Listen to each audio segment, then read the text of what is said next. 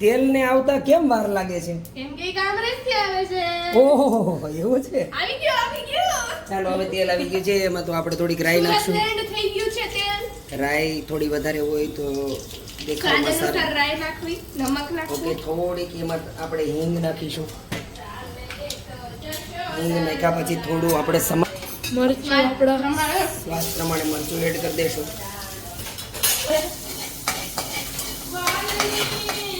આ જો તો હવે આની અંદર થોડી આપણે ખાંડ એડ કરી દઈશું, થોડીક જ નાખવી સ્વાદ અનુસાર.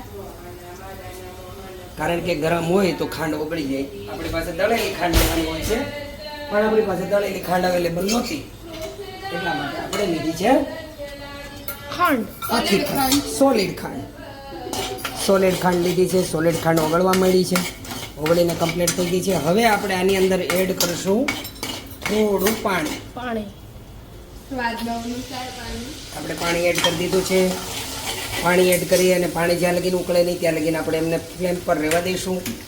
ચાલો થોડુંક નિમક નાખી દઈશું. આની અંદર નિમક એડ કરી દીધું છે. હવે નિમક એડ કર્યા પછી આપણે પાણીમાં ધાણા ઉપરથી જોશે, થોડા કાપો ધાણા. હવે થઈ ગયું છે તો આપણે એને હવે ખમણી માટે એડ કરી દઈશું. હવે ખમણને નાખવાના છે.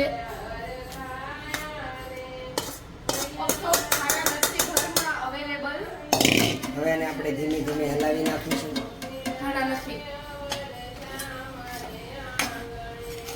મિત્રો ધાણા ઘરમાં નથી એટલે ધાણા કદાચ નહીં આવે, માફ કરજો.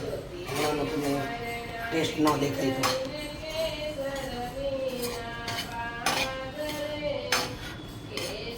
એકદમ લચકદાર અને એકદમ છુટ્ટી ખમણી બનવા જઈ રહી છે.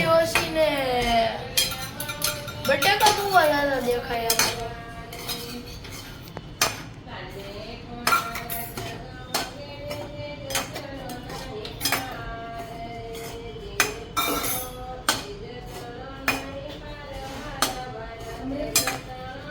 ખમણી બનીને કમ્પ્લીટ થઈ ગઈ છે.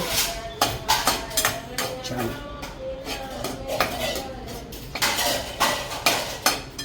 Okay guys, stop.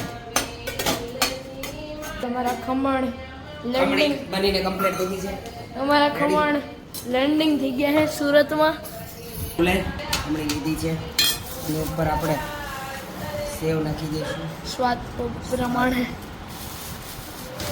ચાલો ખમણી થઈ ગઈ રેડી. આરોગવા માટે આપણે છીએ. તો આપણી વારી આવે છે.